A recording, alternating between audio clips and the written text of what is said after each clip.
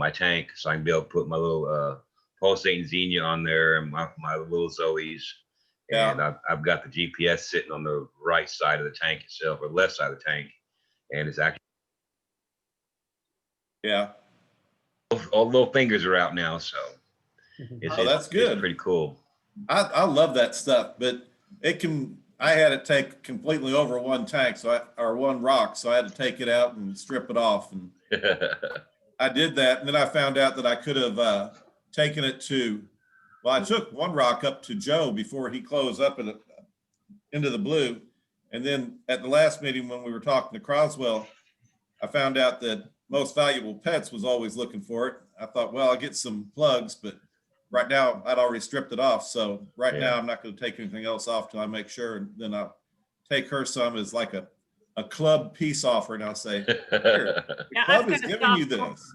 I've got a soft coral. I'll have to see if they're interested in, because again, if it likes your tank, it will happily take over. What's that? Your mushrooms? Well, them too, but no. I've got something. It's not the pulsing Xenia, but it's real similar. Oh yeah.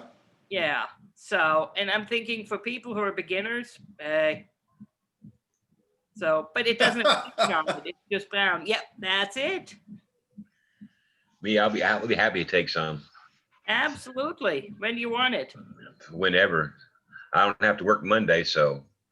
Okay. We're off work Monday, so we can meet someplace if you want or whatever. Absolutely. Were you the one wanting the little stars as well, the little baby ones? No, I think that was Tom. Okay. Or somebody else. Did you Durwood, did you ever get some of that the Mohican stars from Tom? I did not. Yeah, because I sent him a message and he never did reply back to me or anything like that. And I was hoping to get some little Mohican suns. Oh wow. Yeah, and I need to peel it off. That's my overflow it's going on. And what I did is I just put it on a piece of rock and it went, ooh, I like this. Oh, definitely. So, yeah, you see all of these corals, they're pretty much all open for sale. Mm. So if you need anything, okay. I have lots of stuff. I have toadstools. I have one that's happily splitting. I have another one in the back that has a baby below it. Yeah, I'm going to take about 1 minute. I just remembered I haven't had coffee this morning. That's what's wrong with me. Okay. So. Is the toadstool you got the one that you got from Farrell last fall or last summer? Yeah.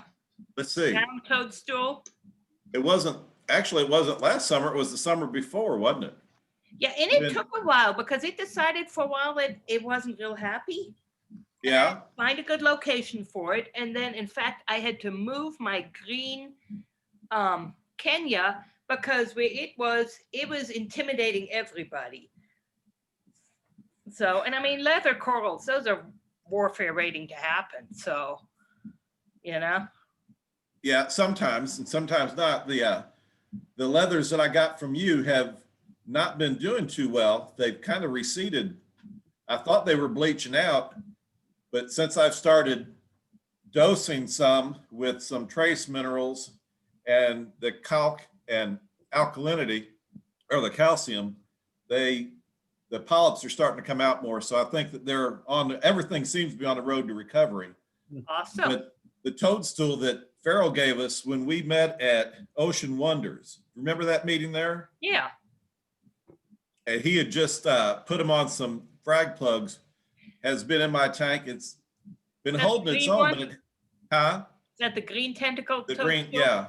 Yeah, and I've got a brown tentacle toadstool that basically I had two of them. Yeah. One of them is doing this on the stem. Yeah. It's more like, it's more like this off the stem where the top has split. Yeah. And then the other one has a little baby that's maybe an inch tall. And I mean, the toadstools have an inch diameter base. Oh, yeah. So they're coming with their rock. Yeah. I don't see me. I may end up having to break a rock. I don't know. We'll have to see when I pull it all apart. I know that on my Kenya, when I got a piece for Steve, I had a really nice part branch that had broken off and attached to a rock. And when I got it for him, I just took a sharp razor blade and cut it off at the base. Yeah. And grind it off real good. Then I glued it to a plug. Yeah. Earl wanted a piece of my green Kenya, but then I also have that brown Kenya. I think they're both Kenyas. I don't know. They look like it. I don't believe they're Colts. So. Yeah, but I'm not sure. I call mine a Kenya because it looks like a Kenya, but yeah, I haven't. So is yours a green or a brown? Mine's I would say it's not green like yours. It's not the neon green. It's more, in my tank it looks pink. So I guess it's on the order of brown. Well, if you'd like a piece of green Kenya before I sell it. Before you, I'd rather have another one of your mushrooms is what I really need to do. What, because the green hairy? Yeah, I love those things. And the problem with my tank, the whole problem with my tank is anything that gets to the gravel gets pulled under the rocks by my pistol shrimp. And my toadstool, it's on a 1.5 inch diameter disc plug. Yeah. And it somehow got knocked off the rock that it was sitting on because I don't have it glued. And it was sitting on the gravel. And I said, ooh, it's a good place because it was right between two rocks and it looked like it was growing out of there and you couldn't see the disc. And darn if that pistol shrimp's not trying to pull it under the rock. I went, we're going to have a tug of war. Hey, Durwood, there's the green star polyp right there. Oh yeah. It's actually come out now a lot. Yeah, that's doing good. And here's, let me see if I can get this thing around here. And there's my little Zoes and stuff like that. And my little fish over in the corner. Your clowns? And, yeah. My little babies. Wow. But it's doing pretty good. Yeah, it looks nice. Awesome.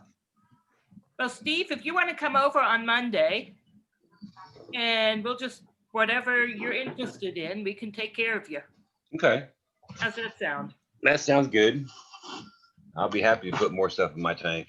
It looks a little bare right now, but Well, and my stuff, if it likes you, it'll happily take off. So. Back up. So I did post the event on Facebook yesterday. Okay.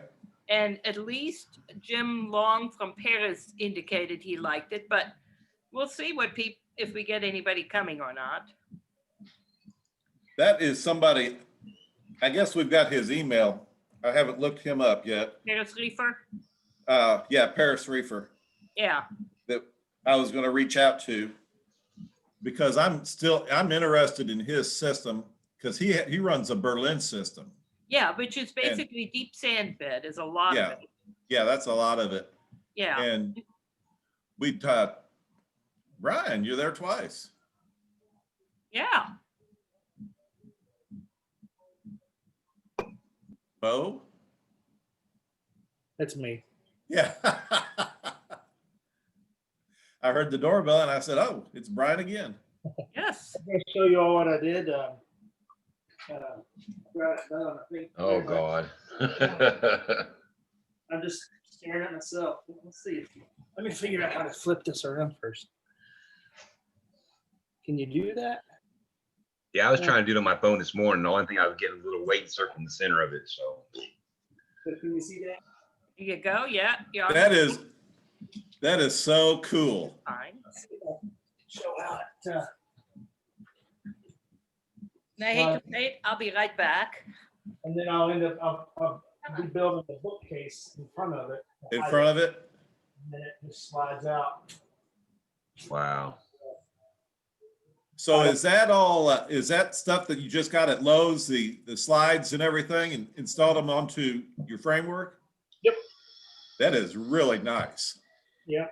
It was really hard to get all that balance so that it would slide right. Yeah. So, but had to try to keep it as light as I could, and don't know what'll happen when I put a heavy bookcase on the front side of it. But I've got wheels I'll put on the bottom of that that'll hopefully take the weight off of it. Yeah. Yeah, I saw the pictures that you sent out, and I really like that. That's my problem, is making sure I am able to keep a lot of this stuff hidden out of view. I like to have my tank, but I don't like all the paraphernalia around it. Yeah. I think of all my cabinetry, that was probably the hardest part of the. Yeah. That took literally a week to do. To build. Well, you did a fine job on it. Next part, and I may get on it this weekend, is I'm going to start building the bookcase that goes on this side. Yeah. The swinging hidden door. Yeah. Cover that stuff up. And yeah, once I get those 2 bookcases built, it should go pretty fast. Yeah. Then it'll be beautiful on both sides. And, a long time coming. Now, are you going to do like a push latch on the hidden door over there on the other side, or how are you going to keep it latched? Or have you thought about it? I hadn't thought about that piece yet. I mean, you could do some magnets. It shouldn't swing much due to the weight. Yeah. A few magnets probably would hold it pretty good.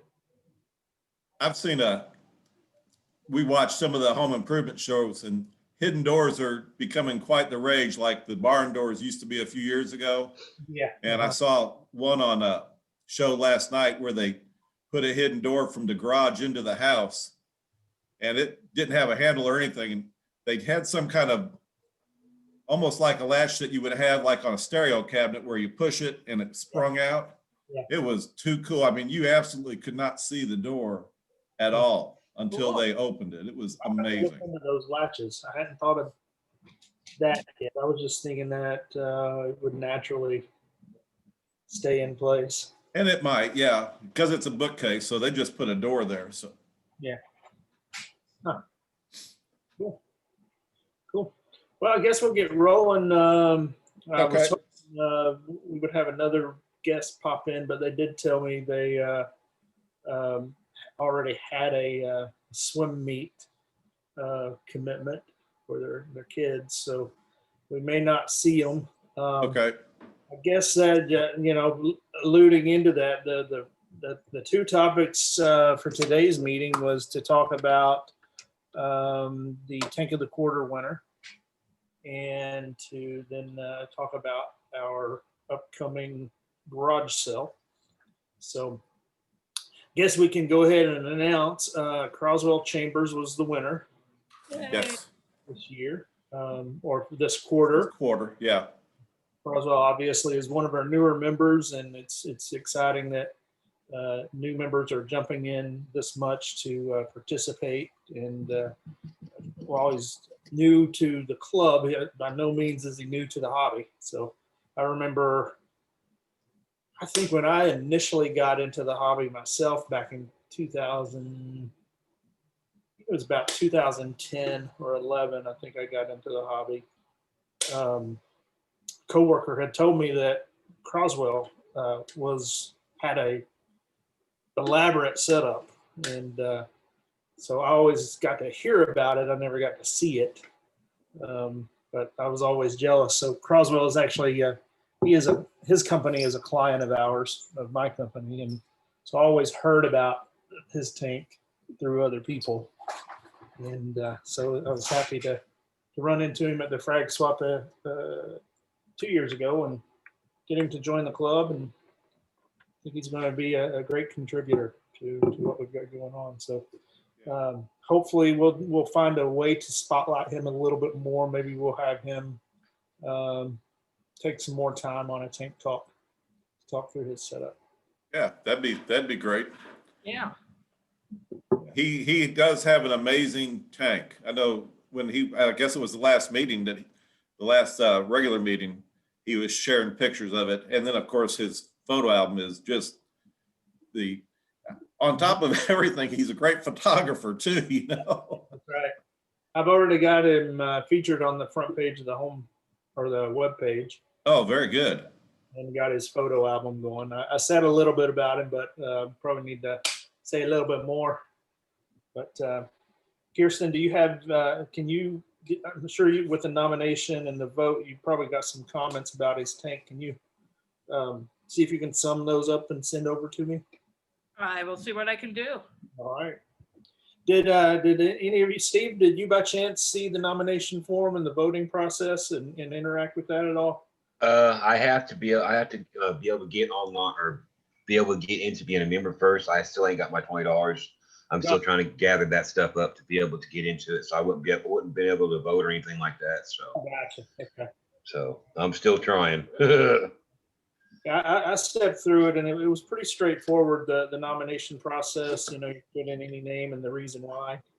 And then the voting was tallied based on those that were nominated, and it went pretty smooth as well. So I thought the same thing, Brian, on the when the nomination form came up, it was just follow the steps. You nominated, you had all the nominations there, you voted, and you put what you liked about it and submitted it. And if I don't have problems with it, nobody should have problems with it.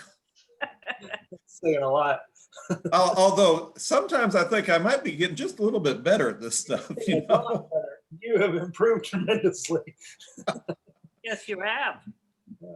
Fun. But yeah, I've got him up actually on this other screen right here, just browsing through he shows a lot of his coral off, and it's inspiring. It is. His tank is inspiring. It really is. I know I'm a gear junkie, and I get into the build probably more than the biology, but seeing these pictures really starts to pull you the other direction. So yeah, it was interesting. One of the Facebook posts I got earlier I guess it was earlier this week. There was somebody going, I don't have lots of money to buy all this gear, so I'm staying more on the simpler biology side and all of that. And he felt bad about the fact that that's what he was doing. Yeah, but it works. I mean, yeah. Every different system that's works for that individual and their water type and everything like that. And yeah, that's what I'd like to encourage. I mean, Kirsten, your tank is amazing. Brian, your tank's amazing. Earl's tank, I tried to encourage Earl to submit a photo album of his tank, because when I saw that at the Christmas party, it was, amazing. When I saw Alan's tank at the first Christmas party I was at, I thought his was great. And of course, he had that, what is it, the Monjourno or whatever it is, the pest that he had in his tank. Oh yeah. I thought it was the coolest thing ever. I was dumb then. I didn't even know it was a pest. I thought, wow, that looks great. But I managed to do that with Aptasia. Yeah. Well, my Aptasia went away when I put the peppermint shrimp in. I've had a bit of problem with that's good. That's rare. Yeah, with the Aptasia, they're gone. Things, And now I have those little spaghetti worms, which don't seem to hurt anything. But I noticed since I lost my coral banded shrimp, he just disappeared. I don't know. I'd had him in there forever, but maybe I didn't do water change, or maybe I didn't have enough iodine and he couldn't molt. But anyway, he disappeared. And after he disappeared, when I noticed those little spaghetti worms starting to make an appearance again. So I'm going to have to find one of those and put it back in my tank and see if that takes care of it. I think mine's still around. So talk to me when I'm cleaning out more. Your coral banded shrimp? Uh-huh. But just keep me in mind if you catch him, you call me and let me know, and I'll drive over and get him. I think other Kirsten, plug your ears here, but I think all of us in the club need to not go to her house and pick up her stuff. Oh, okay. Supporting her in her bad decision. Downsizing, okay? Don't fuss. I'm trying a new idea. Hey, that's always good. But like I say, everybody's system works. That's why one thing I'm going to try and reach out to Jim, because he does run the Berlin system, which is not something you hear about a whole lot anymore. And apparently the pictures that he had posted, he's been very successful with it for a very long time. And to me, that's really interesting, because that's really old school. as opposed to some of the new school stuff. And Yeah. I would like to be able to feature that on our website. So I'll probably reach out to him this week and see if we can't get him to post some stuff for us. Yeah. I remember when I first got into the hobby, there was always the discussion about sand bed depth. Yeah, People who go, I don't want a sand bed at all. And then there's anything from shallow to deep. And deep is Right. basically more than, I think, 3.5 inches. And I remember Bob Fenner did a big talk about it, or a big article on Red Web Media about it at one point. And he said, you either want to be an inch or less, or you want to be more than 3.5 inches. Because if you're in between, that's when you run into trouble, that you get a weird mix of both the anaerobic and aerobic in there. And good morning, Earl. And that's where you can get really into trouble. What You was the Really did have, if you go to Red Web Media, he did a nice article about sand bed depth. what was that depth again, Kirsten? If you're not over 3, you need to be where? Yeah, you need basically between like 1.5 inches to about 3 inches. You don't have enough or too little. So that's when you run into the problem of the stuff that grows in the sand bed. Just at that point, you run into issues with it. But you either want to have a shallow sand bed, which he was really saying like less than 1 inch, if I remember correctly, at most 1.5 inches, or you want to be deeper than like 3.5 to 4 inches.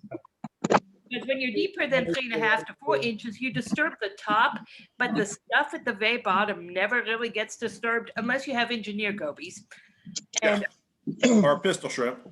yeah, but he always said, and I don't think that has changed. He always said there's that range in between that is really bad, and that's where people have problems with it. And this is like tank wide, so you can have a spot that's lower or a spot that's deeper. That's not a problem. It's when your tank in general, most of it is really, it's in that medium range. And what Jim has, I believe, a relatively deep sand bed, and that is part of the Berlin system. Yeah, I think you're right. Now I keep my overall sand bed's about 1.5 inches in my little tank.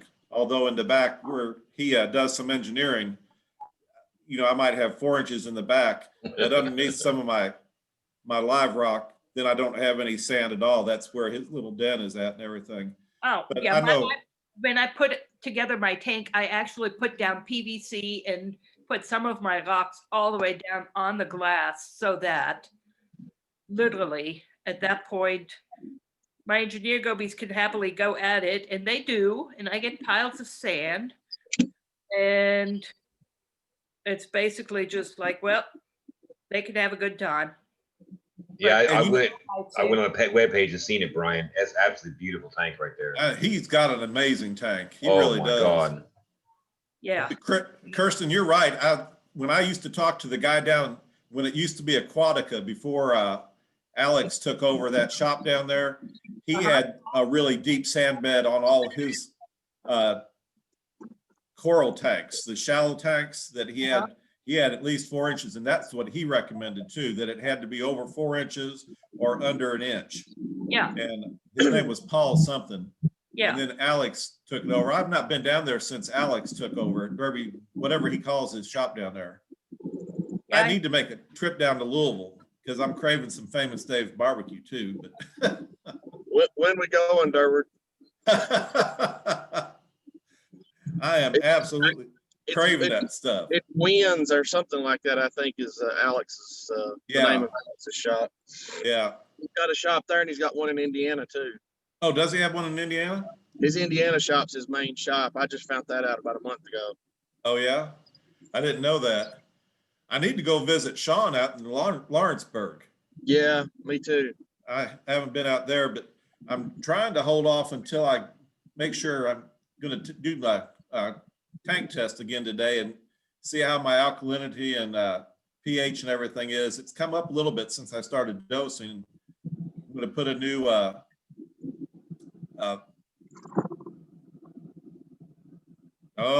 the RO unit. Huh? Yeah, RO filter. On the RO unit. Yeah. I've got to put a new cartridge in. And then once I get the die times under control, I'm going to, the membrane, right, thank you. That's what happens when you hit that certain age, you know? Yeah, well, unfortunately, evidently, it happens at younger ages too. It does. But good morning, Earl. Let's transition a little bit to talk about the garage sale. Yes. Circle back around and just talk all other matters, Tank.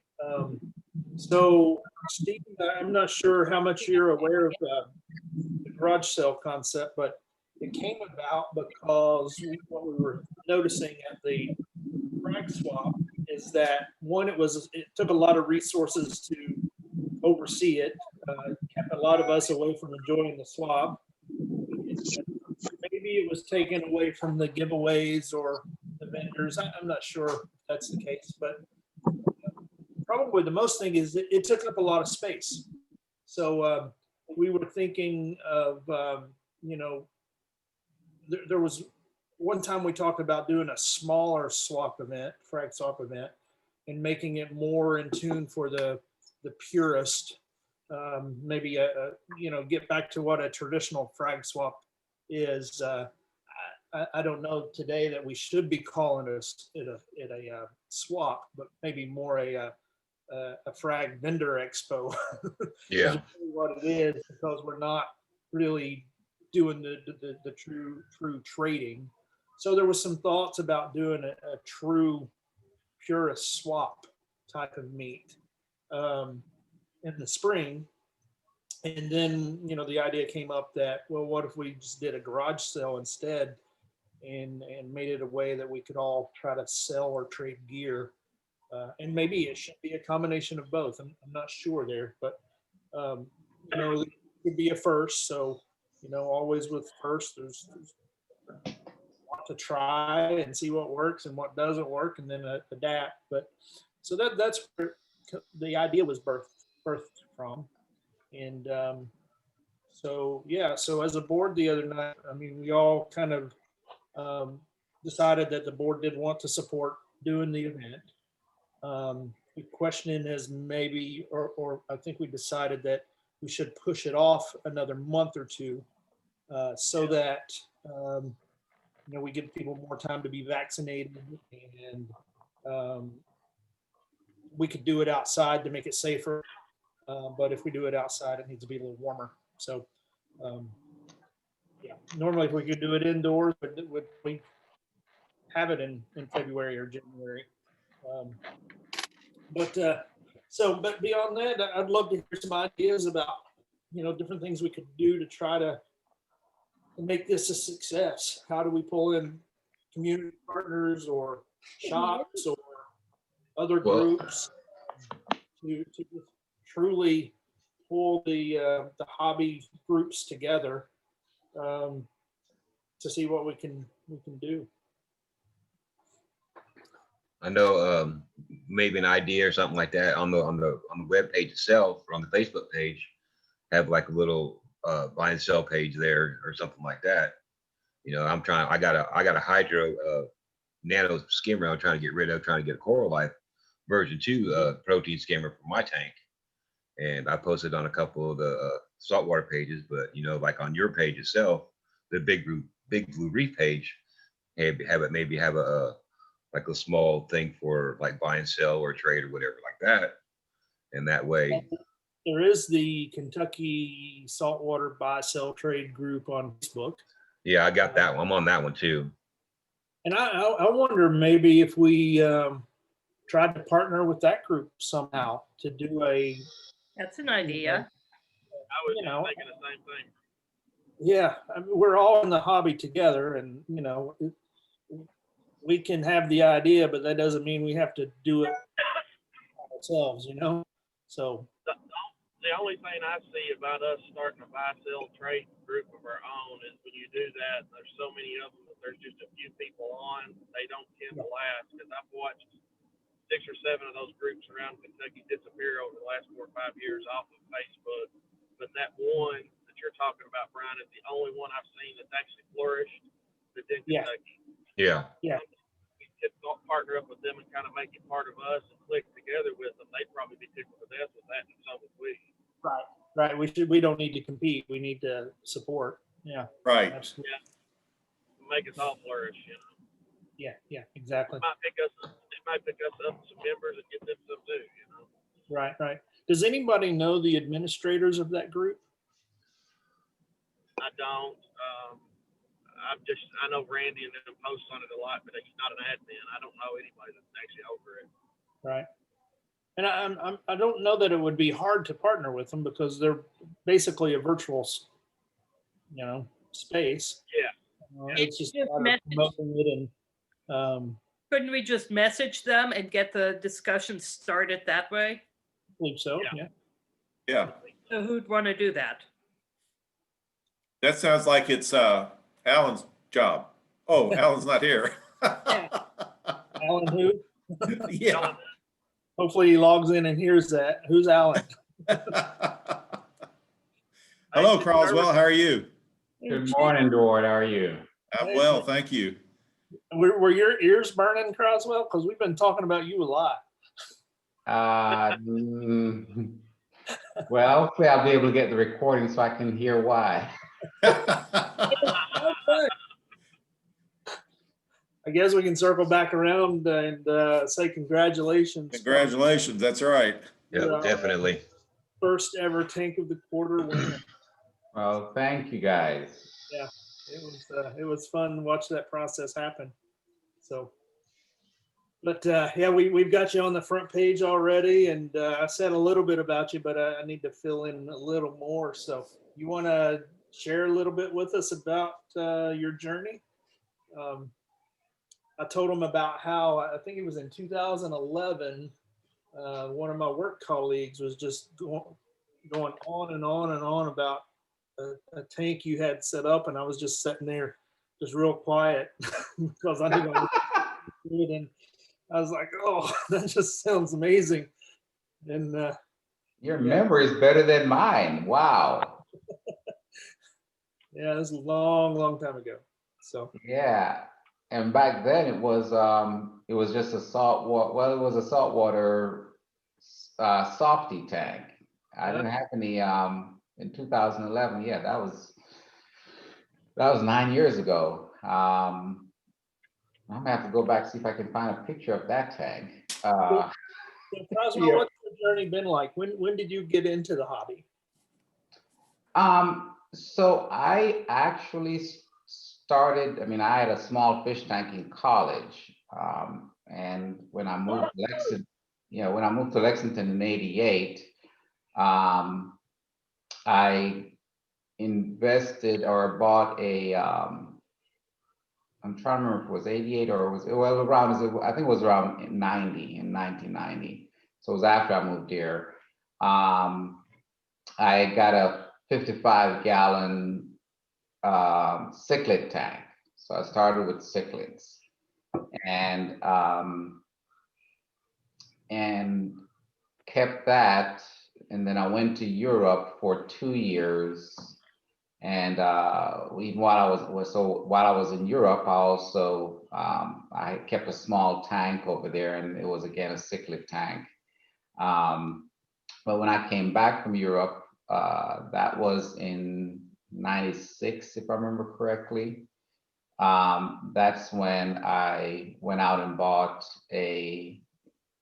basically took the 55-gallon and converted it into a saltwater tank. So started with saltwater, just fish.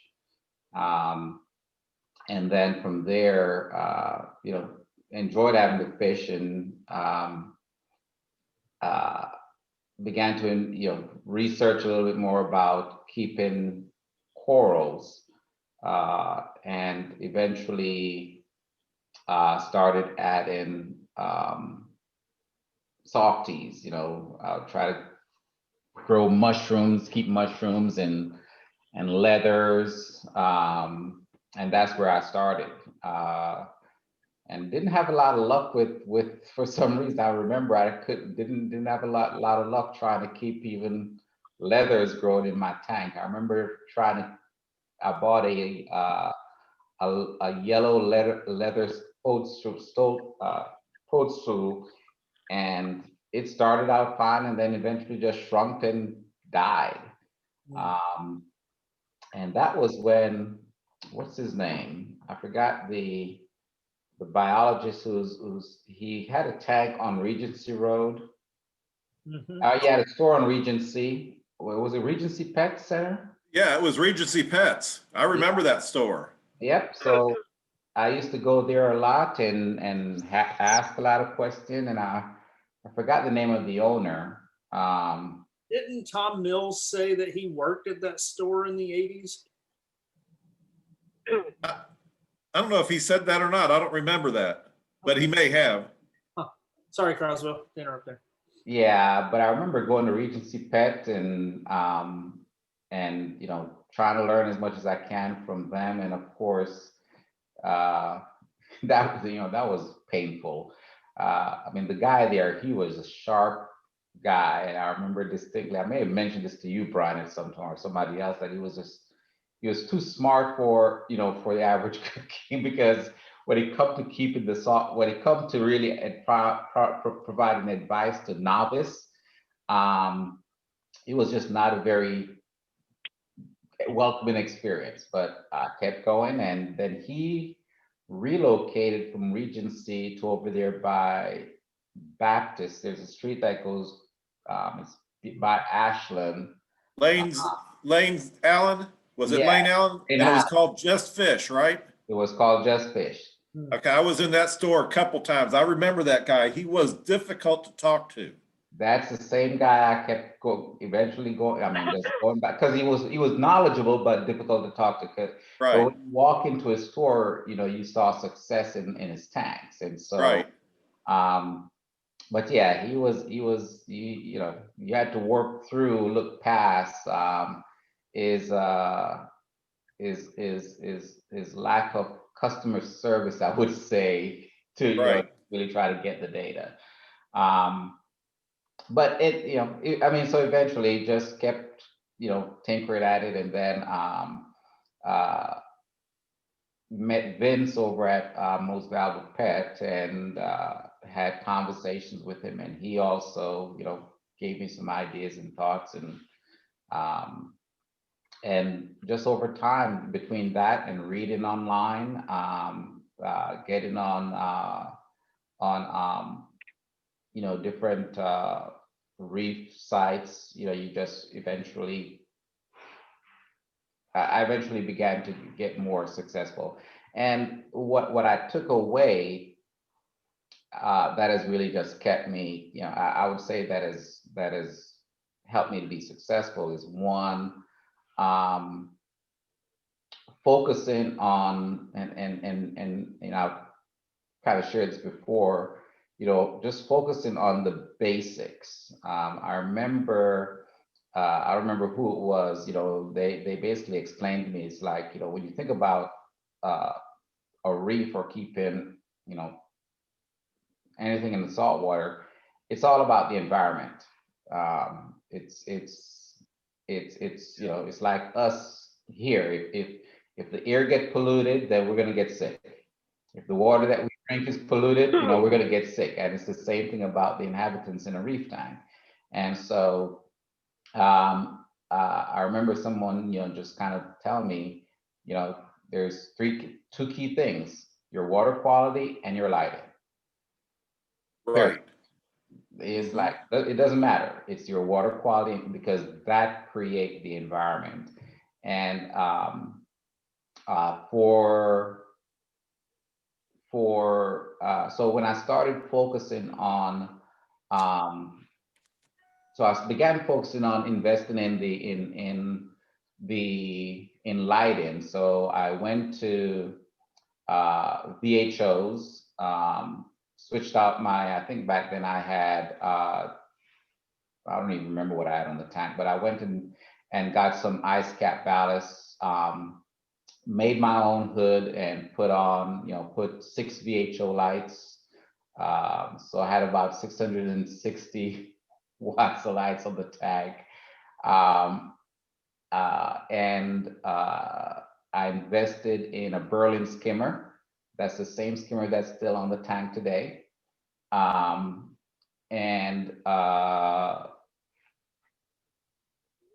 that was it, so between those two things, the tank, and this was before I started putting SPS in it, just, started doing well.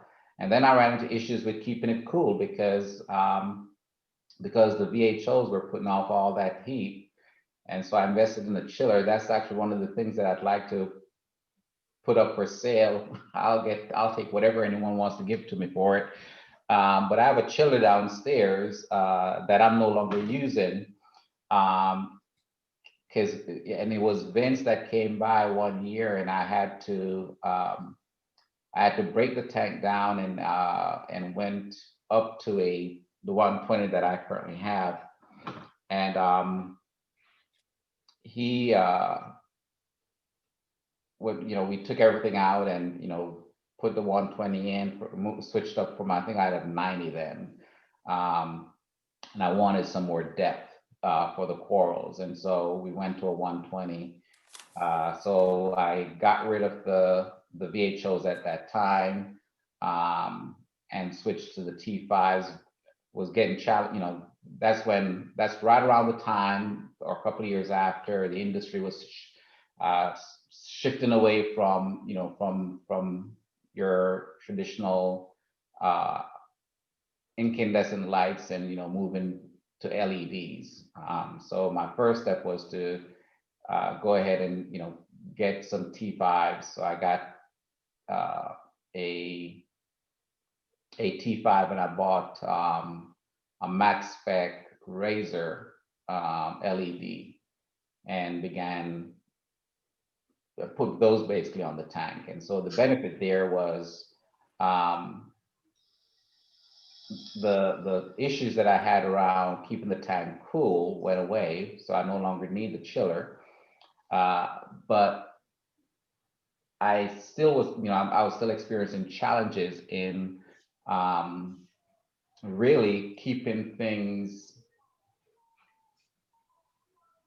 flourishing in the tank. There were some things that were doing well. There were other things that were just not doing well. And I later found out, this was earlier when LEDs came out, that I just went in and, with the Razor, you basically set your A and your B channels, your white and your blues. And so, I would crank up, I would set it based on looks, not how I wanted the tank to look and what was pleasing. And long story short is I was just burning the heck out of the tank. Those LEDs were cranked just way too much. And so eventually I even bought a Milwaukee lumen meter that it was a waste of money, trying to hone in and tune in exactly what to do about the lighting. But eventually came across an article on BRS that was focusing on PAR, and so began to learn a lot more about PARs. And I actually, let me see if I have it around here.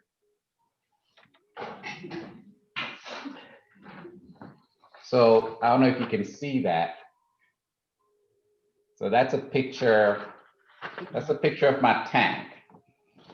And I first rented a PAR meter from BRS, and I went through and I went up in the article. They had I think this was when he was creating his 300 gallon, or I forgot what size reef.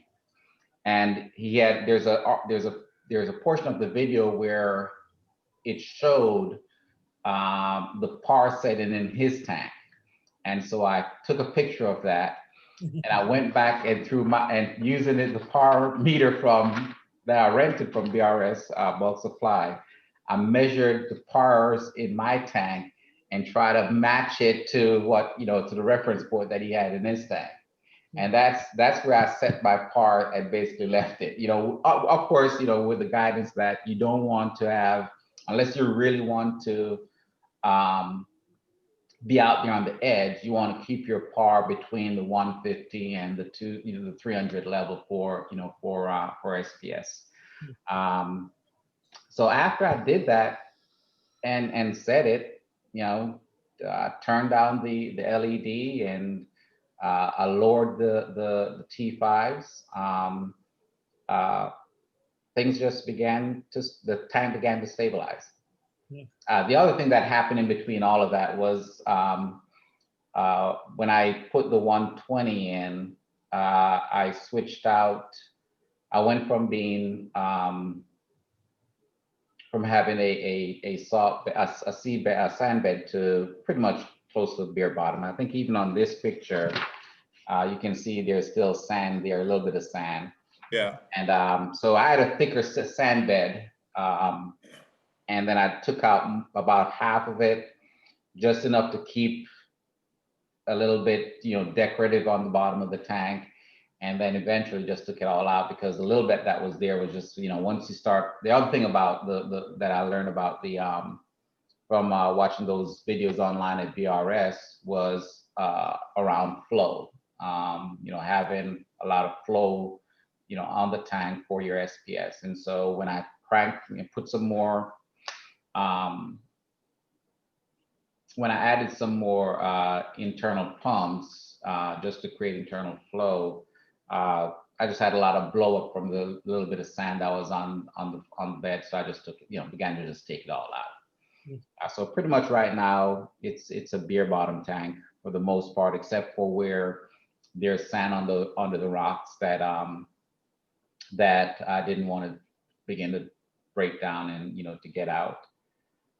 As far as equipment now in the tank, as I shared, I still have it's still being on the back. I've built a refugium that has basically 2 filter socks. Everything comes down into 2 filter socks and flows over into the skimmer section. I measured it, made sure that the skimmer section was going to be big enough for the Berlin Reef skimmer. And I looked at all the skimmers that were out there and thought about getting something new that was would fit real neatly and look real nice in the tank, because that Berlin skimmer is just bulky, but it works. So I just put it back in there. I just bought another pump for it, a Seashea, I think it was a Synchro 6.0, the DC pump. So, that's in the middle section. And then I have the refugium section that has Cato in it. And then on the other end is the return, where I over the holidays, I installed that Apex 420. But that's it on the tank. And then I have the refugium is I have a trying to remember the brand light. What's that? The round LED light? Yes, sir. Is that it? Yes, sir. Yeah, Kessel? I got a Kessel that comes on at nights at about midnight, that lights the refugium, and it goes off around 7, 8 o'clock in the morning. So I light put light on the refugium at night only. And that's pretty much it. Change the filter socks, typically twice a week. I have my reminder set up in, with the Apex to remind me to change them on Wednesday and then on Saturdays. The other thing that I think that has allowed me the tank to begin to flourish or begin to stabilize and grow is being more consistent with the water change. I used to actually just use sea salt. I mean, not sea salt, not reef crystal, but the regular. I know what you're talking about. Yeah, the orange and white one. Yeah. The cheapest sea salt that you can buy out there.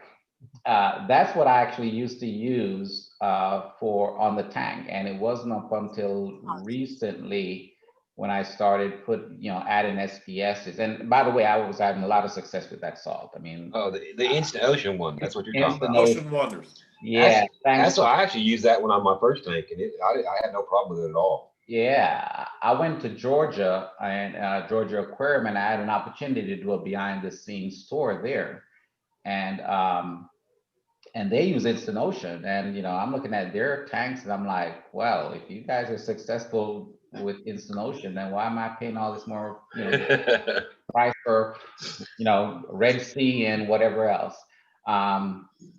But then I also remember that they have a huge lab back there where they test their waters Right. and their parameters almost every day. I mean, it's impressive.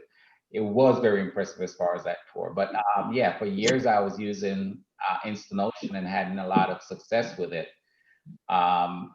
And then again, I watched one of those BRS videos where they had a test on salts, and began looking at the Red Sea salt, which I'm like, okay, we'll try that. And it is not hurt. It's not. I don't think it's really done maybe a lot more, but maybe it has. One of the things one of the reasons why I made that switch was for the basically the stability of the salt and ensuring that as we with SPS is that whatever is already in the reef in that reef salt, I don't have to worry about buying additives to add that to the tank, since I'm doing water changes pretty much every 2 weeks.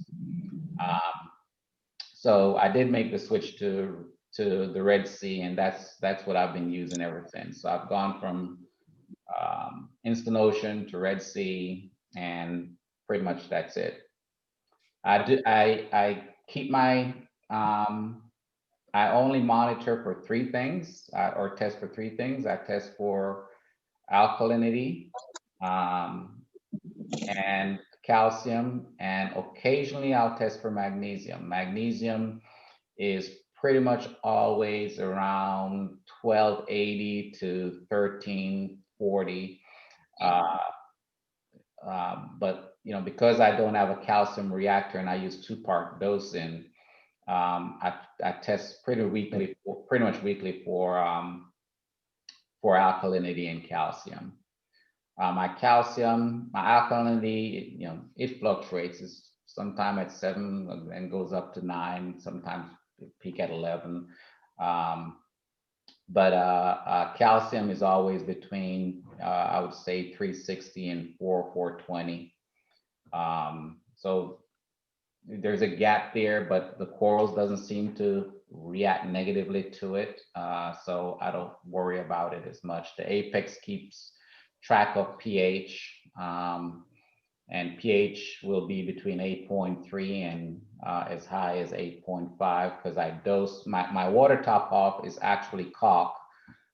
So I have a 15-gallon top off that I mix half of a tablespoon of caulk in it, and there's a pump that basically circulates that, comes on at night and just circulates, stirs all that up, and then during the day it just, as water evaporates, and I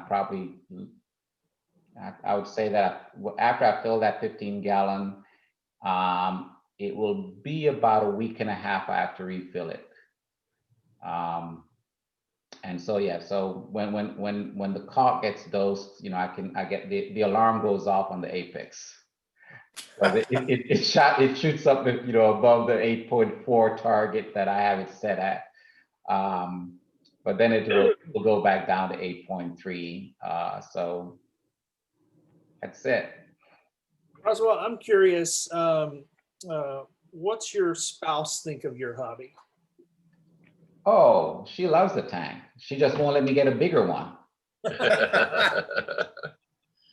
The tank is actually, so, the tank is built into the wall. When we built the house here, my original plan was to have it actually in our living room, as a divider between, as part of a divider between the living room and the kitchen. So if you can picture, we have our living room here, and it's a very open floor plan. And so there are columns, there's really no walls, just columns. And there are 2 columns between the living room that kind of divide the living room over to the kitchen. And my original plan was to build the tank in between those 2 columns, and have a see-through tank where you could actually see back and forth, and then do all the plumbing, run all the plumbing underneath down into the basement. And I don't remember how we made the change, but I think wisdom set in, and we kind of like, how about, put it in the wall or put it downstairs around the same place, but in the basement, which is actually now in the rec room.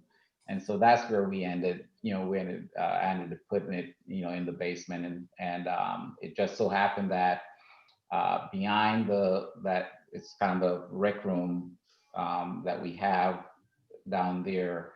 Behind is a closet, and so I put the tank kind of in the wall, build a stand in the closet, and have the front, being flush with the wall in the rec room.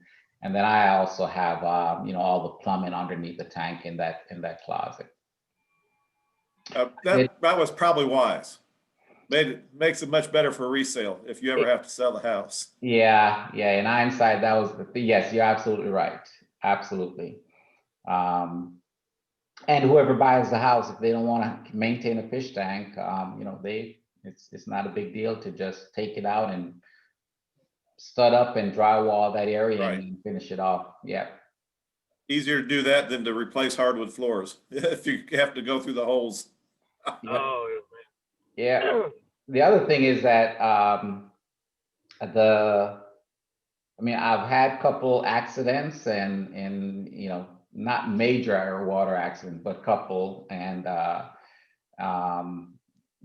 remember doing a water change, and the check valve in the plumbing didn't work appropriately, and all of a sudden it overflowed overflowed the sump, and so I had water issues down there. I remember that part.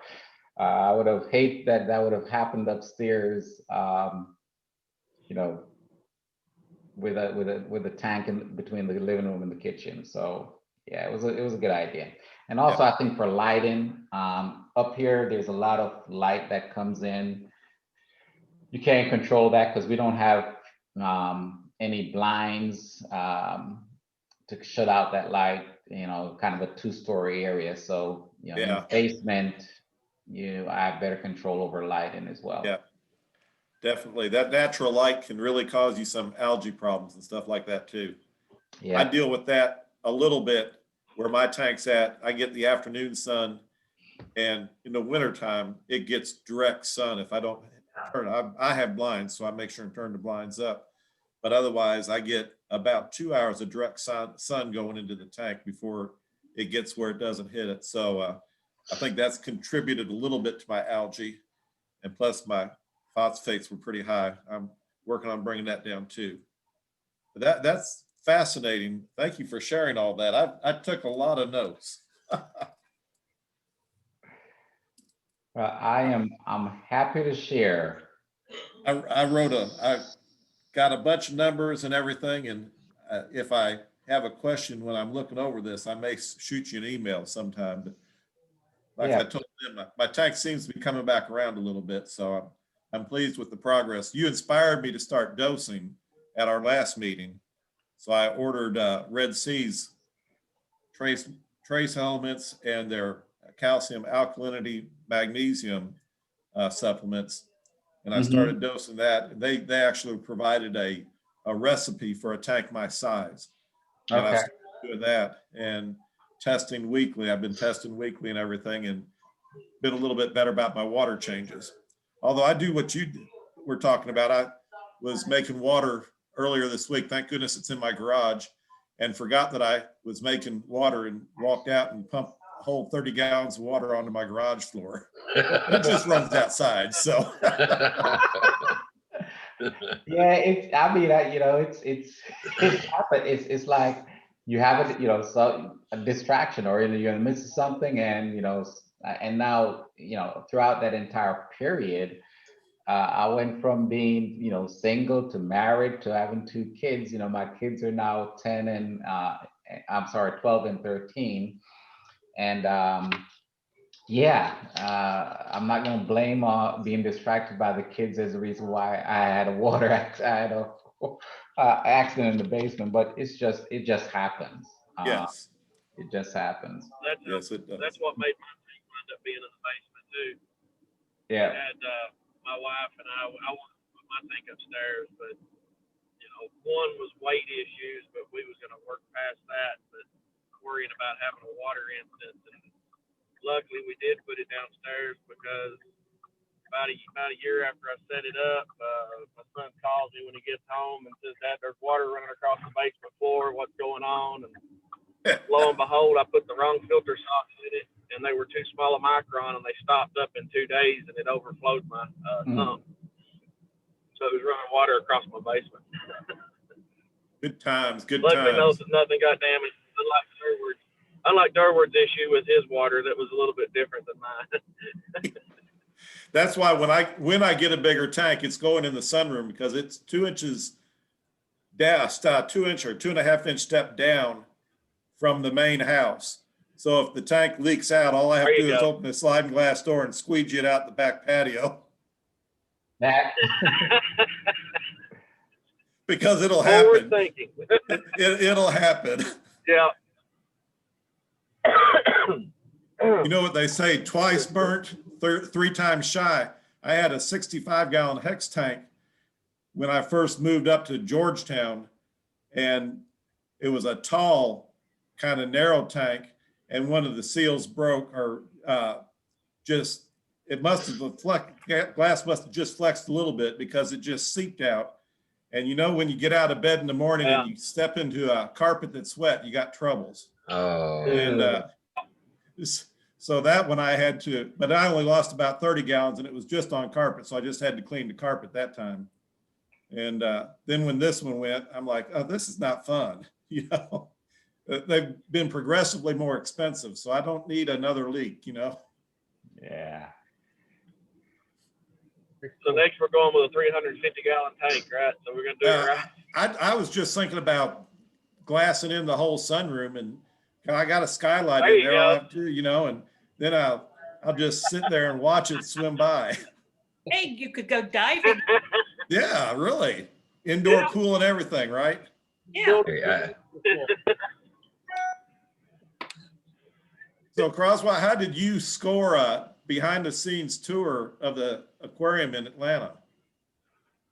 That was when I was working with Lexmark, and I'd moved over from IT, and we had moved over from IT, and I was now working with the marketing team, and we had one of our customer events at the aquarium. And as part of that, we were able to take some of our high-profile customers for tours of the actual aquarium. So we rented the aquarium actually has an auditorium where you can have large meetings and gatherings. And it was actually one of those, I think they used the room where there's an auditorium and you see the beluga whales. Oh, yeah. And as part of that, we also had the opportunity to take the customers for some tours behind the scenes. And so, yeah, I was part of that group. Lucky you. I when they had their TV show on Nat Geo or whatever it was, I watched it because that's a place that I want to go to. Oh, definitely. I dream of seeing a whale shark. And that's probably my only chance is to go down there and see one, They're impressive animals. Yes, they are. Yeah, I went to MacNub and they held it at the Atlanta Aquarium, and dinner was in that room that oversaw the whale sharks. And then afterwards they had divers in the water and they answered any questions. And to an extent, the questions they got from aquarists were beyond what they were ready to answer. And they're in, you know, like anything else, most of the divers, you know, they're specific. That's their job. They feed the fish or do whatever they do. They're not the scientists behind the scenes that maybe understand the water chemistry or the lighting requirements or some of those things there. I used to field, when I was in the lawn care business, I used to field a lot of questions, and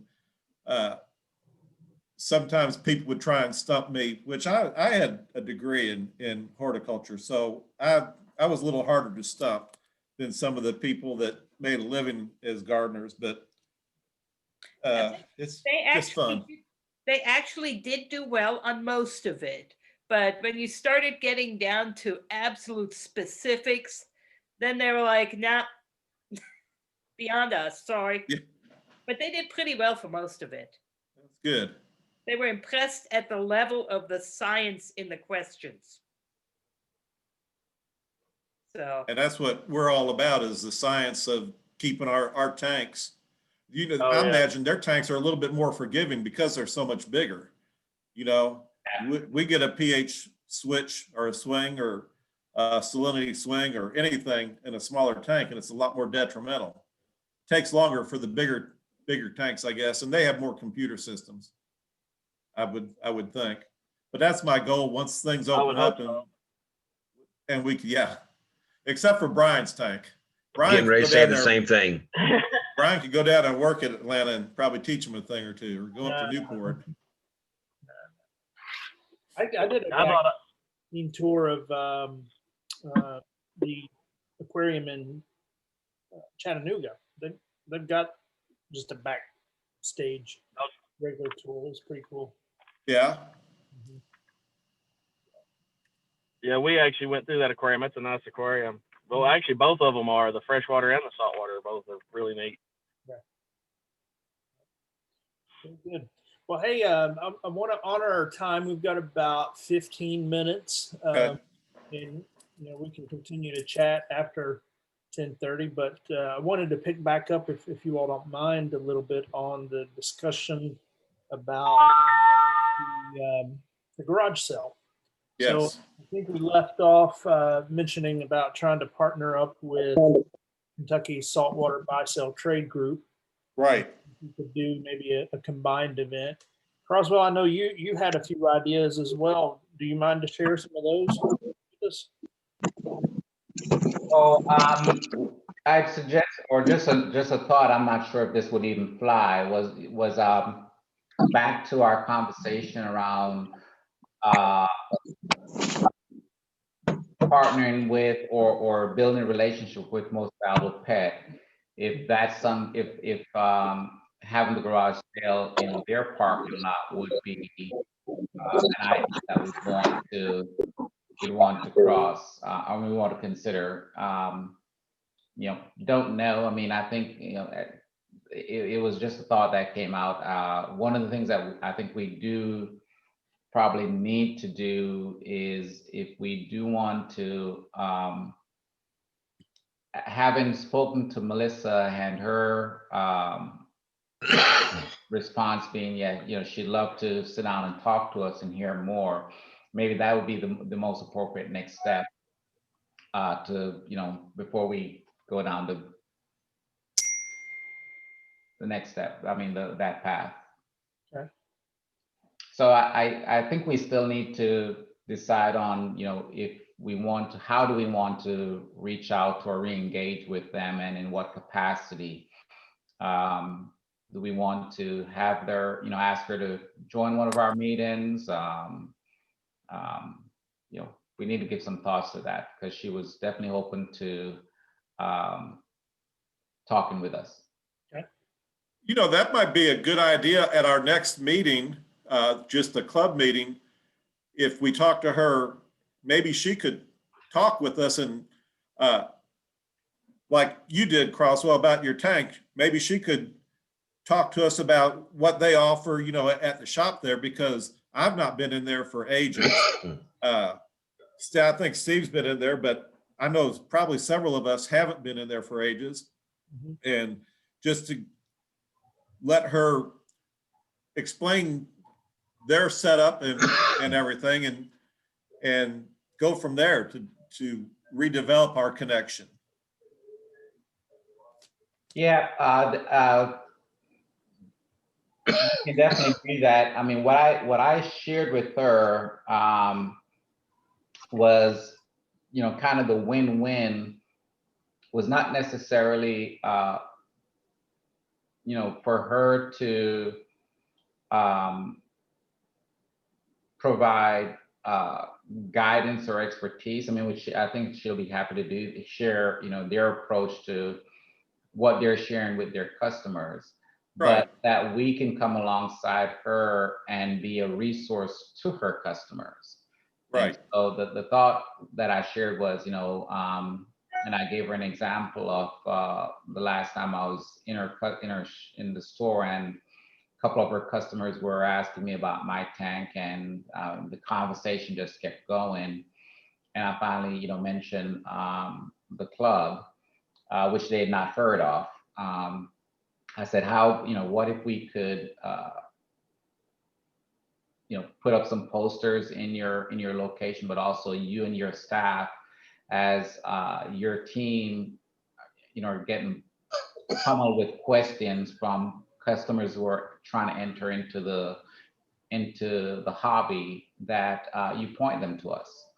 But also you're also, you know, you and your members of your team can also participate in the club, and you know, recognizing the fact that, you know, there's a lot of different successful approaches, and we just want to be a resource to, you know, to your staff, or also to your customers primarily.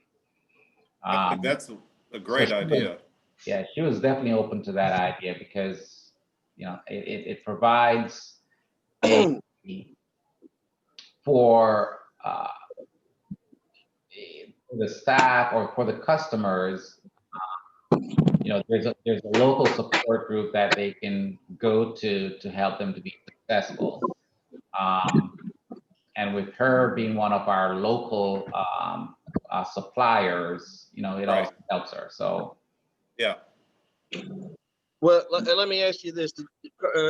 Carver, did you say that she said she'd never heard of us before? no, she had. No, she Okay. actually shared with me a little bit of her perspective on the history of the relationship, but no, she heard of us. I think that he said a couple of customers in the shop hadn't heard of the club. Yeah, the customers that were there. Well, the reason that just threw me for a loop, because we've reached out to her multiple times. That's the reason I was asking. So, I used to go over there and talk with Vince about putting up a flyer when we'd have Leaf Club meetings. So, but that was a few years and ago. he was, And they had yeah. actually made donations to the flag, the raffle portion of our flag swap. Until they decided I think that the last time they did was like Thanks for that. 2015 or something, wasn't it? so Right, Kirsten? Like 2015, I think they donated. it's been a few years. Yeah. Yeah, well, yeah, a lot of I things used to buy a lot of stuff. change, clubs change, and, you know, Right. things behind us, and try to re-engage. Like, you know, our hobby is small, so we've got to do everything we can to partner up and you know, have plenty of various resources available to us. So I agree. We just have to explore those resources and figure out what helps both sides. yeah, I would really love to be able to get you know, some kind of, you know, we've talked about before a little nice acrylic type sign that maybe we could put a little informational card in it, like an informational business card that just has the website and a few bullet points about us that, you know, the stores could, you know, Yeah. share. If somebody wants to draw up what they want on it, I can make it, no problem. That's just what I was thinking.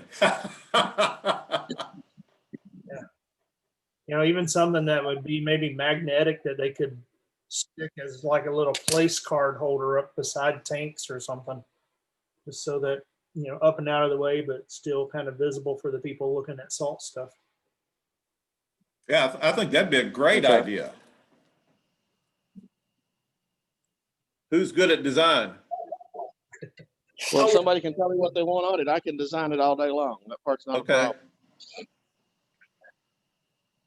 If y'all just want to point me in the right direction, I'll be glad to design it, and I can design it, cut it, put it together, considering that's what I do. So That, Earl. So yeah, we'll be talking a little bit more. Croswell, you came in a little late and would mention the board decided let's try to push the yard sale or the garage sale event off to about maybe an April time frame, so that if we have it outdoors, people won't freeze to death. And I think right now, given the situation, outdoors would be best for everybody. So Yes. Don't know what happened here. So they got kicked off. Oh, we can hear you now. Yeah, I think my something just blinked and Zoom restarted. Okay. we heard you. I heard somebody just sign on. That's what we're doing. What I had said there that maybe you didn't hear, Croswell, we board talked about this Thursday night, and we decided to push that event into the April time frame, so that having it outdoors is the safest thing for us to do as a club, and April time frame would give us a little bit better, perhaps warmer weather to accommodate. Yeah, and I think also more time to plan. Yeah, absolutely. And plus, it's a little farther out. It gives you like a 6-month time frame between that and then our the big frag swap Right. Mm-hmm. in October.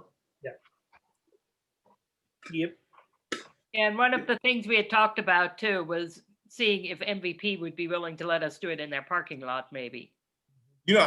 They may not be able to say that because they're not like a individual business. That's a shopping center that might have to go through. But they used to do events in their parking lot, like hamster races and all kinds of stuff. Okay. So, yeah. Did they do it at that location, or did they do it at their They location? did it in Beaumont. Oh, okay. That being the case, I don't think it'd be a problem. Yeah, basically have everybody open their trunks and all their gear would be in the trunk. Yeah. Or on the back of my pickup truck, one or the other. Yeah. So instead of a trunk or treat, we'd have a trunk or We call it a trunk sale instead of a garage sale, huh? There you go. There you go. Plus, it'll give any of us that have grown some corals that could frag a few and put them in Dixie cups, and it'd be a true frag swap then, instead of a vendor. And then if we wanted to expand on the real frag swap, we could change that to a vendor expo or a tank show and a vendor expo or something like that. Maybe drawing some curiosity people. Yeah, take the swap name off of it. Yeah. But we're not swapping, we're just buying. Yeah. And at the garage sale, we wouldn't have to have big prizes to draw in the people or anything like that. It would just be, like you said, for the purists. Yeah. What on earth is Gordon up to? I think he's working outside in his garage. Yeah, I am. Where he's got your laser cutter and all that stuff, right? Laser cutter, got the CNC, the laser cutter, and all my equipment and all that. You have a laser cutter? Yeah, I can do a laser cut acrylic up to 11 by 20. Wow. Yeah. I don't know if you were there or not, Croswell. He's got a 40 he's setting up at the office, and he basically made a divider along the back in a dark acrylic to basically have a little sump in the back of the tank, so it's an all-in-one unit. Wow. That all himself. Yeah, I figured I'd take it to work with me since I already do it at home too. So So, Yeah, if you hadn't been in a hurry the other day, Croswell, I was gonna holler at you and see if you wanted to look at it, because I'm getting ready to try and put up a build feed on it. Oh, I'd be happy to. Cause that's where you stopped there the other day. That's where I've got that tank at. I haven't got water in it yet. That's actually, I'm taking water here shortly because I have to go to the bank. And on the way to the bank, I'm running by the office to put water in the tank, get it started circling. Cool. Well, yeah, well, I'm back in the office on Wednesday, so Okay. yeah. Just holler at me. I'll be right there. Yep. Taken my office a couple of years ago, and man, that was hard to do because it's all 120% manual. Yeah. Water in and trying to take jugs of water out, and holy cow, it didn't go well. And then I think I had a tank sabotage happen, but Oh, that ain't no good. in my entire career, I've only had to get rid of one employee, and I think I don't know. It was just very odd timing that my tank went flip flop in a matter of days after this trouble. So I've always wanted. I can see somebody being devious and doing something like that. But Steve, if you'll look in my chat, you'll see my phone number. Okay, So let me find it. yeah, at the bottom of the screen, there should be a chat option. If you click on it, it'll come up on the side. On the big blue leaf one, or? No, in Zoom.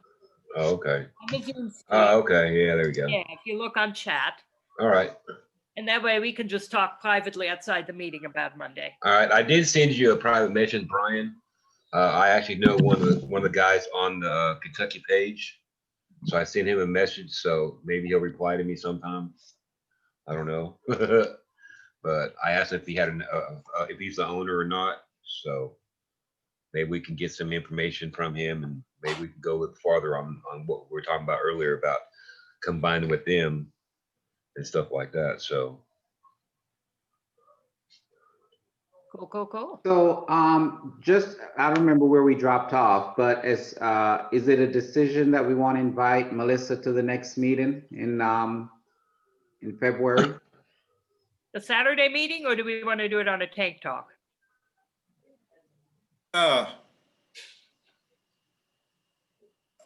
What do you think, Brian? I don't know. I think there's some logistics we got to talk through about it. I would absolutely love to have them join. We also have to think about other vendors in the area Right. wanting the same kind of exposure and space. And we just need to think that through, make sure we're just being fair and accommodating. And To all of them. we need to think a little bit of that through. But yeah, I don't want to overthink it either, you know.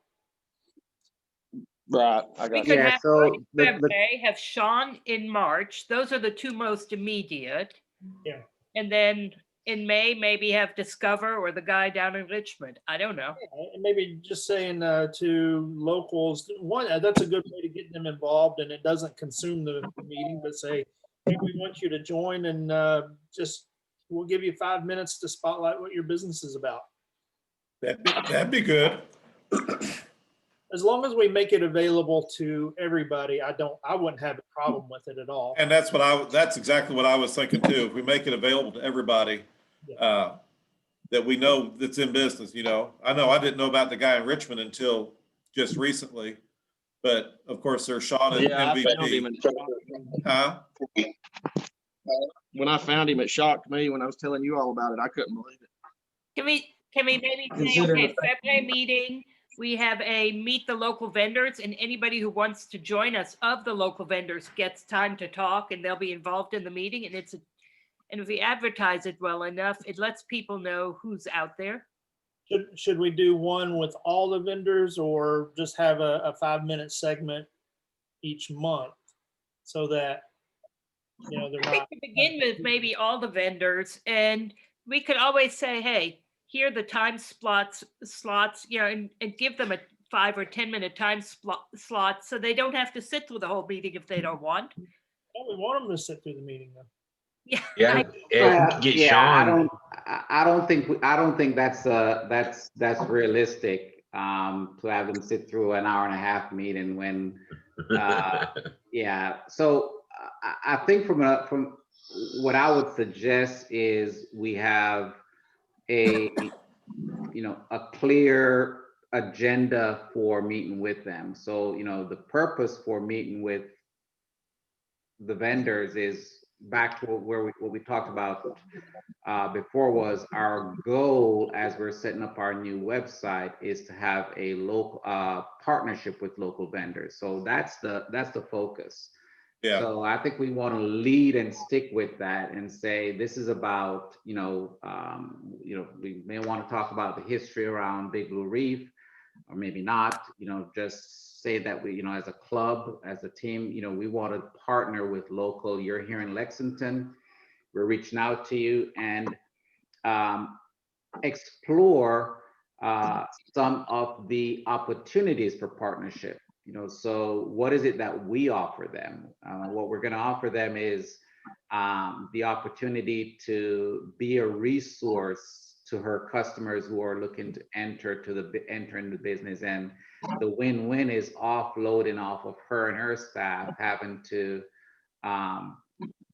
be not just a supplier, but also the resource around how to be successful at this hobby. We are offering up the page, visibility for MVP to be on the website. We talk about the fee structure there. And other opportunities, I remember, George, you mentioned, being willing to go to the store on a certain Saturdays and just be a resource there. We could envision that maybe, once a quarter, we can partner with them where we have reef talks at their site. And we're there present to answer any question, and we can box it. We can say we're going to be there in lieu of maybe a meeting here. We actually have our meeting there. I'm just making up stuff where we're available to our team or customers from from 9 to 10:30 or 9 to 11 to answer any questions that they have about the hobby and pass out flyers. So I think, and it would be the same conversation we would structure and have with all the other local partners. So I think to your point, Brian, being fair, I agree. But how we're fair is being very crisp about what we're presenting and offering, to each one of the vendors. And at the end of it, it is, does this resonate with you? If so, sign up. If it doesn't, okay, thanks for giving us your 15 minutes. I don't think it would only take no more than 15 to 30 minutes of their time. And if they want to stay on and, chit chat, that's fine. But I'm also respectful of the fact that they got businesses to run. Right. Yeah. I think that's a good idea. I think that we as a board need to discuss it, maybe not roll it out at the next meeting, but discuss it.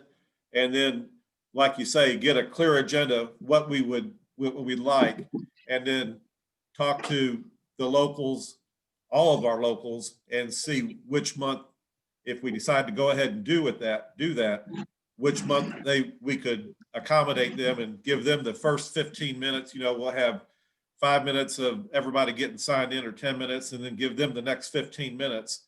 And then, like you say, if we're doing it at 9 o'clock in the morning still, probably their shops don't open until 10. They would be on and off before their shop even open. And we could respect their time. And then if they wanted to stay on later, and listen, that's great too. We would love that. The only thing I would add, Stuart, is that put yourself in the mind of some of these local business owners. They probably don't want to come on to an open forum and share with their competitors. So, okay. I think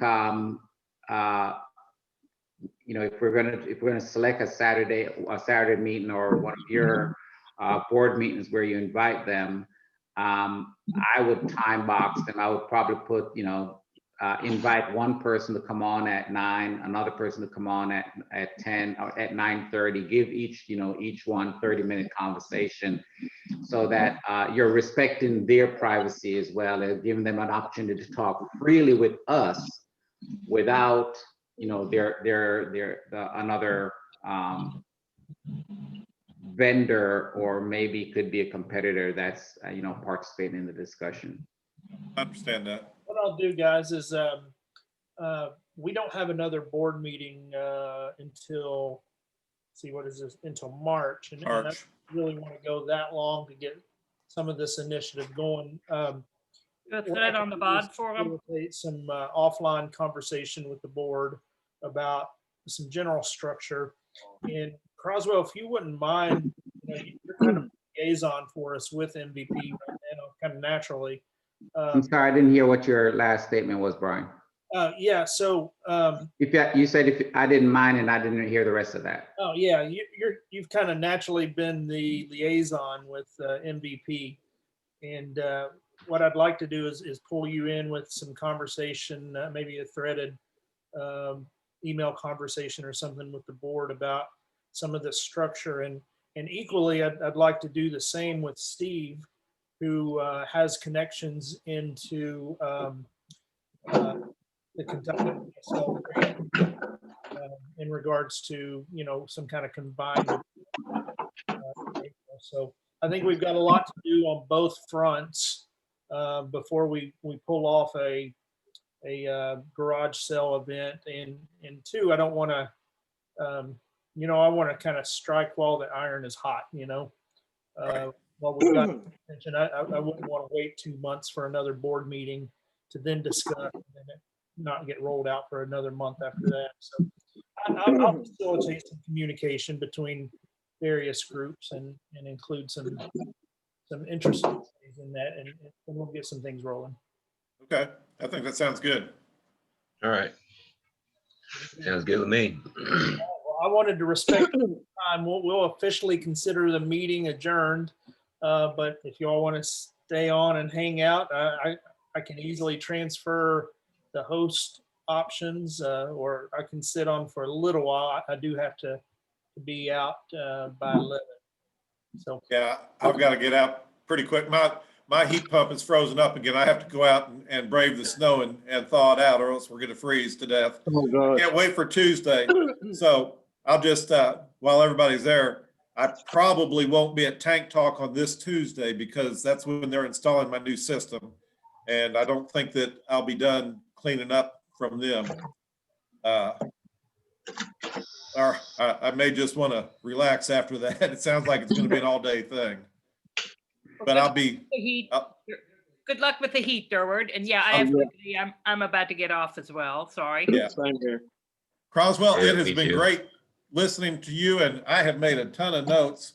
And I'll probably be emailing you privately or texting you privately if I have any questions or would like any more information. But you're certainly an inspiration. Yeah, us. I'm happy to share, happy to help. My number is out there on my profile on the site, on the site. So you guys should be able to reach out to me that way.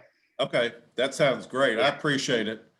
But Awesome. I'm gonna get off here too. So you all have a good day, and I'll see you all not this Tuesday, but at the next Tank Talk Tuesday. And I'll close by saying thank you guys for voting my tank. I appreciate it. I'm gonna take that and $50 and invest in an auto top off, because Brian inspired me to go a little bit more automated. So I've been researching ATOs for the tank. I think I'm gonna drop the $299 and get a Apex DOS system. So You won't be sorry. I promise. I've got one too. well, before I go buy one, does anyone have one that they want to get rid of? I don't That's hard. know That's hard to pictures, find. but I have to admit, one of my few automations is the ATO. And I like it. So I went out and bought a 25-gallon tank, and I think a 20-gallon tank, plastic tank that kind of will fit it right in the space where the chiller is. So the chiller is coming out and it's gonna drop right in there. And I wish I knew you needed a tank. I've got two that I'm trying to figure out what to do with, and they're 25-gallon tanks. oh, really? Yeah. Plastic tanks? Mm-hmm. I wish I'd talked to you before. I wish I'd known. Yeah, I just swapped mine from 25 to 50 gallon. Text me a picture of them because I may still need another one. I don't know. Will do. Yeah, text me a picture of both of them. But yeah, I had one shipped in, bought it from US Plastics. Oh, So it came in this week, and I haven't yet dropped the dollars for the Apex DOS. I've been kind of researching, trying to figure out which ATO I should go with. So there's a lot out there, but I think Yes, I'm there is. pretty 90% certain that I'm gonna go with that unit. Now, This Croswell, are you talking about an auto top off, or are you talking about an auto water change? Auto system? water change system. Okay, that is the DOS. I thought you because an AT auto top off. I was just okay. Yeah, I'm on the bus AWC, now. auto water change. Yeah, I've got both, and I tell you what, I'm almost not quite as bad as Brian about the automation stuff, but man, I love it. It's made my life a night and day difference. I do need to reprogram mine right now because something happened to the programming on it. But other than that, it actually works really good. And of all of them I've read about, if you've already got an Apex, that's about the most economical way to go. And I've not had a single problem. Have you, Brian? He has the Reef Genesis. Have you? I've never had a problem with my Genesis at all. Hey, All right, gentlemen and ladies, Yeah, I'm gonna get off here and go out and brave the snow. I will see you all soon. All right, see you. All righty, you have a good one, Derek. Okay, I thanks. was gonna tell you all, if you ever need a tank, a storage tank, the shipping from a lot of the online guys for that kind of item is usually buying it pretty good. There is a company outside of Louisville and Shepherdsville called Kentucky Tank, and they have just about any kind of tank you need. So, Well, you've also got Lexington Container Company in Nicholasville that has a lot of stuff too. Man, I wish you where I guys buy. had shared that with me last on the last call. get on the I'm forum. sorry, I wasn't on there. I apologize. Yeah, or let's put that. We need to create a resource page or start putting content on our resource page so that stuff is out there on the site. Croswell, if you look at my camera right now, that is my auto top off system and my AT. It's my mixing station here. This is my RO coming in this 55-gallon drum, my RO DI, and then I've actually got my salt water here, and then I actually have it feeding into the auto water change system inside the house. And so this is actually, I bought all that stuff from them. He had all those he had new barrels in stock. He had new, more advanced containers too, if you wanted them. But yeah, I've had this set up for about 6 years now. Wow. That's where I got it all from. That's impressive. What's the name of that company again, Earl? It's Lexington Container Company. The only thing about them is they're not open on Saturdays. They're only open Monday through Friday. Okay. And they only open till like 4 or 5 o'clock. So you do have to get with them. They have containers like this too. I'm taking water to my office right now. So they have those kind of containers as well. They have all kinds of that stuff in stock. He keeps tons of stuff. He's actually it's mostly storage stuff, but he does a lot of prepper storage stuff, but he has a lot of food grade things as well. And he has used barrels and stuff that were actually food barrels, so they're safe for he cleans them and pressure washes them out, but the only thing they ever had in them were food. That's what these blue barrels are. Mm-hmm. I have one of those blue barrels. I actually got it from a gentleman. Actually, it was when I was building the house, and he I don't remember if he got it from one of the auto washing place. So that's what the soap comes in. Oh yeah. Yeah. So he brought me 2 of those, and yeah. So I have one of those 45 gallons or 40 gallons downstairs. That's what I'm using right now to make RO. But yeah, I wrote that down. Lexington Container Company, and they have a website, I'm assuming. Yes, they used to be in Lexington, they moved to Nicholasville, so that's hence the name of Lexington Container Company and them being in Nicholasville. But they, if you go towards Nicholasville on Nicholasville Road, when you get to the, there's a BP station right when you're first getting into Nicholasville, just right past the Kia store on the left. At that next red light, I think it is, there's a BP station on that corner. If you make a right and go up that hill, I can't remember which road it is, but it's one of those roads that turns to the right. Just I think it might be the second road that turns to the right once you go up through there, once you pass Alltech. And that's awesome. Yeah. I found him by accident when I was doing over the road sales for trucks. That's The- how I found his place. The only bad thing about his, this is just my pickiness, but Uh-huh. he doesn't have the clear tanks. And Uh-huh. I want to look at my tank and see how much water is in it. He has the clear tanks as well. They're just more Yes. expensive. Okay. It just doesn't show them on his website. Right. And a lot of his stuff is surplus, but if you ask him, there's certain things he can order as well. So he gets Wow. tractor power loads of that stuff in all the time. I mean, and it's like $30 for a 30-gallon. Yep. Yeah. He I'm was not the gonna- most economical. I didn't have to pay shipping. Heck, I've even got for my dust collection system, on my thing, I even bought one of them off of him just to collect the dust. That's what that is. Very cool. That is, well, thank you. You're very welcome. Well, I can't send the one I have back, so I'm gonna have to, but man, I could have bought at least 3 drums for the price I paid for one. Right. Yeah, I know. I actually bought my RODI system in pieces from 2 or 3 different systems, and I bought these tanks, and I bet I don't have in my RODI and everything probably $150 in the whole setup. Oh, wow. So I'm a baller on a budget sometimes. I bought my tank used and everything when I bought my 180. So And only you use thing the, I look you at use, is on you, the Apex. you use the Apex dose for water change? Yeah, I do. Hang on just a second. Let me see. Let me switch my camera. I'll show you the setup. Hey, pups. Let's see. Right here is mine. We're babysitting a sick dog, so let's see. But there's my dose Okay. and where all my equipment comes in. I don't have a whole lot on it. I mean, honestly, I've actually gotten lazy. I don't even check my water anymore. I just do the auto water change and let it roll. And I need to clean the glass right now, so you have to apologize for that, but that's my tank. Cool. Nice. Nice. Got Kessels on it. Yeah, I got the 360s on it, and I've actually got the 80s on the one at work. How does the dose system work for water change? You actually plug it up, and it auto recognizes it's in there. It asks you how much water you want to change per day, and it automatically starts working. I mean, it's literally the easiest system. Do what, Brian? Does it take dirty water out? Yeah. I've got, so one side of the pump is actually pulling water out. The other side of the pump is putting water in. Okay.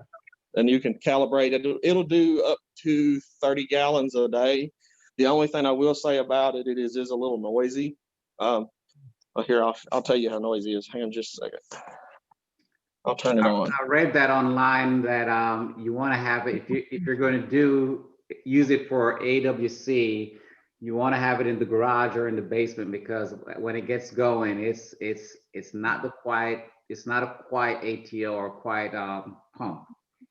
It isn't. That is correct. Hang on just a second. I'll turn it